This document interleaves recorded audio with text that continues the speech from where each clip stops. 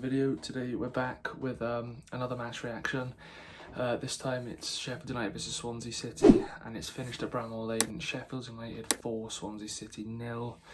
Unfortunately Luke can't be on this video because he didn't watch the game, so there wouldn't really be much point in him giving his views on it. But yeah, it's just going to be me today. I don't really know where to start. It was crap, to be honest. I think, in my opinion, it was the worst performance of the season. The only ones that come close, I'd probably say, were Stoke away and Bournemouth away. But I think today was worse just because of the amount of, well, how little chances we created, really. And obviously it could have been more as well, which was even worse. I think, you know, we did get let off the hook, and that says something. You know, we lost 4-0 and got let off the hook, which just isn't great at all. It should have been more.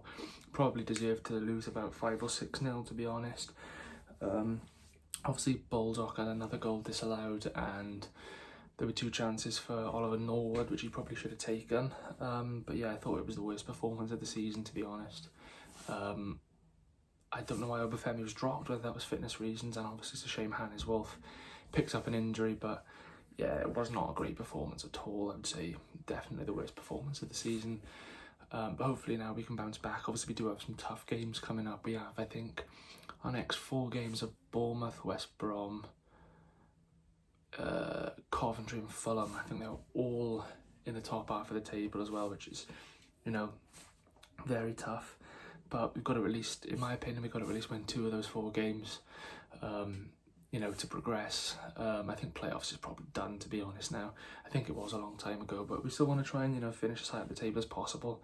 Hopefully we can get to where I predicted, which I said 9th at the start of the season, which I think is still out of our range. But if we can get that, that'll be good, because that's what I predicted. But yeah, it's going to be hard, to be honest.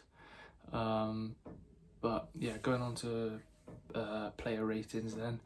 So Fisher, a bit dodgy. I have to give him a 5. Obviously he conceded 4. I know none of the goals were really his fault, but because he conceded 4, I'll have to give him a 5. He was dodgy with his feet as well. Cyrus Christie at fullback then. I don't think he was great either today, to be honest. I'd have to give him a 5. Finley Burns, Ben Cabango, Ryan Manning. I think Manning was awful today, to be honest with you. I'd give him a 4. I thought Finley Burns is actually okay, to be honest. You know, he's a young player, only a couple of months older than me, and you know, he's come into the side recently, and yeah, he's adapting well considering, you know, he's young and he hasn't got much experience. So I'd give him a 6. Cabango I'd probably give a 5. And then left wing back Joel Latibeaudiere, I thought this was one of his worst games of the season, to be honest. I'd have to give him a 4. I think Latibeaudiere does get a lot of criticism from the fans, just like Corey Smith does, but I'm a massive fan of both of them, which is quite surprising because I don't know many fans that do say that. But yeah, I think, you know, I rate both of them, but I just think Lati wasn't great today, to be honest. And then in midfield it was Grimes and Downs. To be honest with you, they weren't too bad. I'd probably give them both a 6.